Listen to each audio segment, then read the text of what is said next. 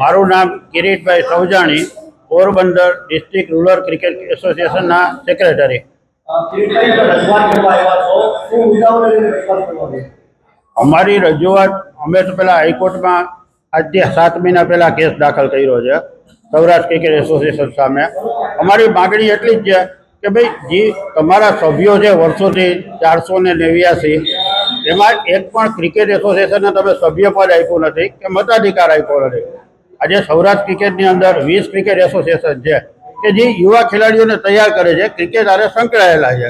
હવે એને જ મતાધિકાર નથી, એને જ સભ્યપદ નથી, તો તમે એને શા માટે તમે ડિસ્ટ્રિક્ટ ક્રિકેટની જવાબદારી સોંપો છો? બીસીસીઆઈમાં જે એની નીચેના ક્રિકેટ એસોસિએશન સ્ટેટ લેવલના છે એ લોકો મતાધિકાર ધરાવે છે અને લોઢા કમિટી અને સુપ્રીમ કોર્ટના આદેશ મુજબ તમારે અમને પણ સભ્યપદ આપવું જોઈએ, તો શા માટે નથી આપતા?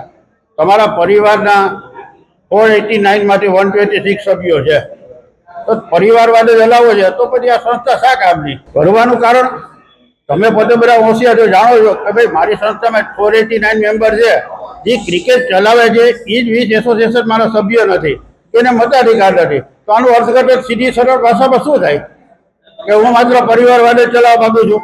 પૈસાની રમતમાં કદાચ આપણે ન પડીએ, પણ પડીએ તો એને આટલી બીસીસીઆઈમાંથી વાર્ષિક ગ્રાન્ટ આવે છે, આટલા ઇન્ટરનેશનલ ક્રિકેટ મેચો રમાય છે એની ગ્રાન્ટ આવે છે. એ ગ્રાન્ટ છે એમણે ડિસ્ટ્રિક્ટ ક્રિકેટ એસોસિએશન કે સૌરાષ્ટ્ર કચ્છના ક્રિકેટના વિકાસમાં વાપરવાની હોય.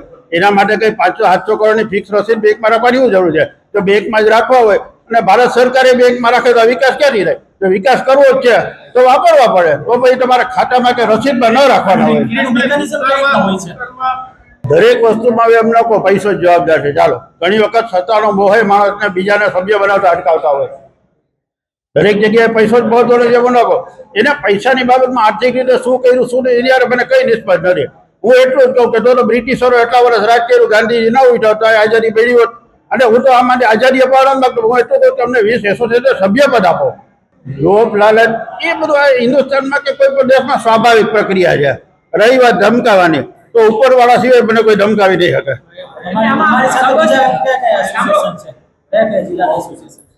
જિલ્લા એસોસિએશન જો ભાઈ દરેક જિલ્લા એસોસિએશનને ન્યાય જોઈએ છે, પણ આપણામાં કહેવાય છે કે બિલાડીના ગળે ગંઠ બાંધવા કોણ જાય?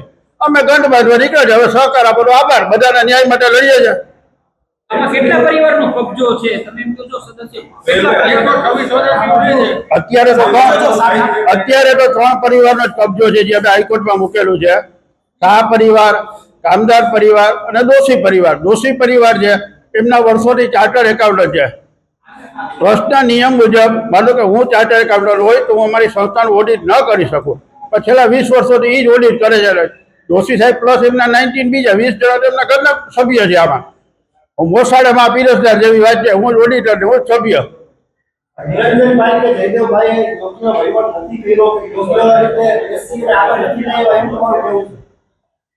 કોણ કોને કેવી રીતે આગળ લઈ આવ્યા નથી એ મહત્વનું નથી. જો તમને વર્ષે સરકાર 100-200 કરોડ આપતી હોય તો તમારી જવાબદારી આવે, તમારી જવાબદારી શક્ય એટલું કામ તમે કરતા જ હોય. હું નથી કરતા જ નથી કહેતો, પણ જે પ્રમાણમાં થવું જોઈએ એટલું નથી થયું.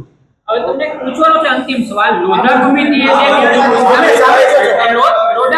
નિર્ણય આપ્યો એનામાંથી નિરંજનભાઈ શાહ એ ક્રિકેટ એસોસિએશનનું જે સ્ટેડિયમ છે તેની અંદર બેસી શકે, ત્યાં કમિટીમાં ભાગ લઈ શકે કે ના લઈ શકે?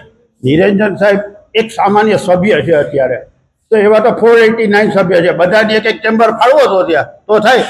જેટલો સામાન્ય સભ્ય માનો કે તમે કોઈ હોય એટલો સભ્ય પણ અધિકાર અત્યારે શાહ સાહેબ પાસે છે, નિરંજન સાહેબ પાસે.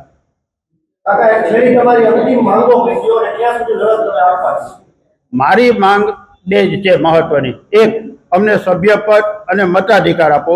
નંબર 2, છેલ્લા 10 વર્ષનું આમનું માઇક્રો ઓડિટ કરાવો. સભ્યપદ જો હું છેલ્લા 9 વર્ષથી આ એસોસિએશન સાથે સંકળાયેલો છું, 9 વર્ષમાં તો આપ્યું નથી.